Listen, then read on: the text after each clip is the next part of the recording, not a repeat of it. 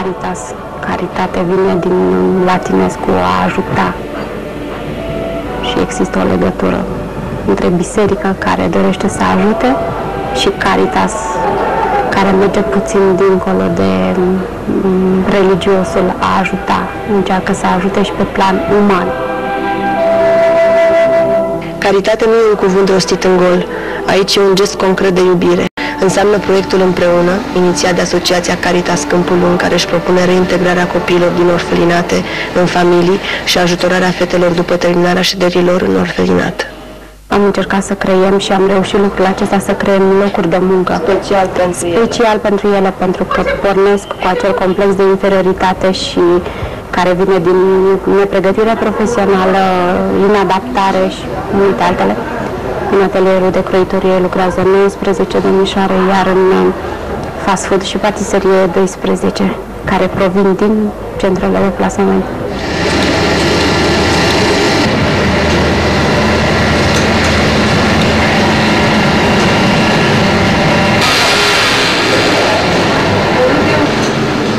Gina face parte din proiect de peste 5 ani.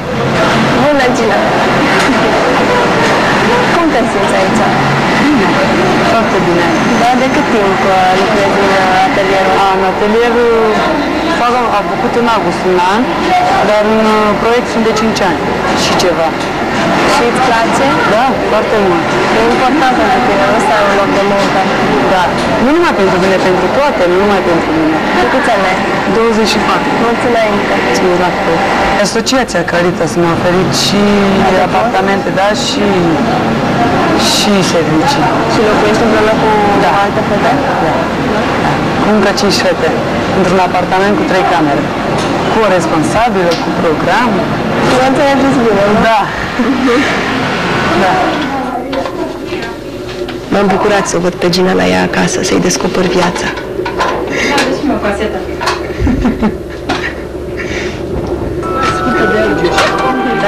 Exegetul Paul Boschon spunea: în drumul spre Dumnezeu trebuie să traverseze acțiunile lumii acesteia, gesturile vieții cotidiene, întâlnirile pământene.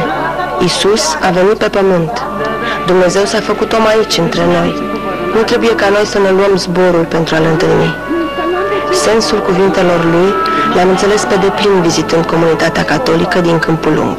Stând de vorbă cu părintele, am descoperit că proiectul este mult mai complex. Aici am făcut 6 apartamente, dintre care 4 au devenit locuințe pentru mame cu copii, mamele singure cu copii, și 2 apartamente din față le-am făcut ca centru de zi. Și i-am găsit și un nume, o rază de speranță. Vor fi copiii mamelor de aici, care vor sta pe timpul zilei când ele sunt la servici, și copiii din cartier, pentru că e o zonă foarte săracă. Și aduc mamele din cartier, știi de ce asta și... Vor să vină să joace, să pregătească temele pentru a doua zi, pentru pictură, mai multe segmente. Sunt 5 mame cu copii, 3 mame sunt câte un copil, 2 sunt cu 2 copii. Și stau pe rând cu copiii ele? Nu, este un responsabil acolo și după aia probabil vor fi și voluntari care vor lucra pe timpul zilei pe diferite segmente.